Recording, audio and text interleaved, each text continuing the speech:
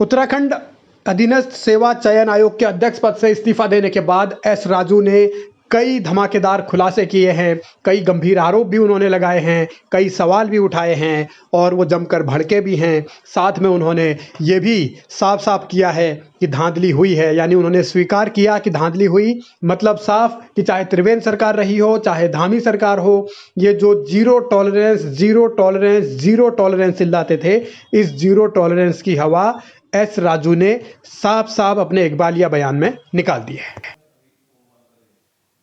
देखिए, वो हम लोग ने बहुत मेहनत करके एफआईआर करवाया और एफआईआर करने के बाद इसमें पुलिस जांच चल रही है। यद्यपि पुलिस जांच अभी भी चल रही है और कमीशन का किसी अधिकारी या कर्मचारी का संलिप्तता है नहीं, फिर भी सेंगमारी तो हुआ, उतना तो प्रूव हो गया है।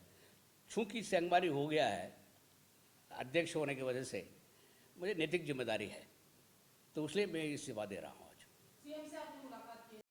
एस राजू ये कह रहे हैं कि धांधली हुई और नैतिकता के आधार पर उन्होंने अपना पद छोड़ दिया, अध्यक्ष पद से इस्तीफा दे दिया। लेकिन साथ में वो ये भी मानते हैं, ये भी दावा कर रहे हैं कि परीक्षाएं तो 88 हुई थी, लेकिन धांधली महज 2 में ही हुई है। मतलब वो खुद को बचाने की भी कोशिश कर रहे हैं, लेकिन इशारों ही इशारों में उन्होंने ये तो साफ कर ही दिया है कि सरकार जो दावे कर रही थी, भर्ती परीक्षाओं में पारदर्शिता के दावे, भर्तियों में ईमानदारी के साथ युवाओं को मौका देने के दावे, उन दावों में कहीं दम नहीं दिख रहा। और एस राजू का ये बयान बताता है कि दाल में बहुत कुछ काला है। हर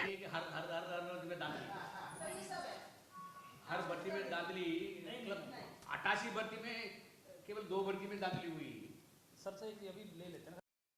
सरकारी नौकरियों की भर्ती परीक्षाओं में धांधली के मामले पहले भी उठते रहे, आरोप लगते रहे, तमाम तरीके के सवाल बार बार उठाए जाते रहे, लेकिन तब सरकार जीरो टॉलरेंस की चादर ओढ़कर ये कहती रही कि नहीं, सब कुछ पारदर्शी तरीके से हो रहा है, कहीं कोई गड़बड़ी नहीं। मगर अब उस विभाग का मुखिया ही ये कह रहा हो कि हाँ धांधली हुई है, तो ये समझा जा सकता है कि चाहे त्रिवेंद्र का दौर रहा हो, चाहे धामी का दौर चल रहा हो, सब जगह गड़बड़ियों की जो शिकायतें थी, उन शिकायतों को कहीं न कहीं अब पुख्ता तौर पर UKSSSC के अध्यक्ष ने मुहर उन पर लगाई है। और वो भड़कते हुए एस राजू ये भी कह कर गए हैं, इस्तीफा देते ही वो भड़क गए और ये कहा कि नैतिकता के आधार पर उन्होंने तो इस्तीफा दे दिया और किसी राजनीतिक दबाव में भी नहीं दिया, वो अपनी सफाई भी देते रहे, लेकिन उन्होंने इस बात की ओर भी इशारा किया कि इस पूरे रैकेट के पीछे कोई सफ़ेद पोश है। अब वो कौन सफ़ेद पोश है, वो कह रहे हैं कि इसके बारे में वो STF को जानकारी देंगे, वही STF जो जांच कर रही है इस पूरे भर्ती घोटाले की, पेपर लीक मामले की।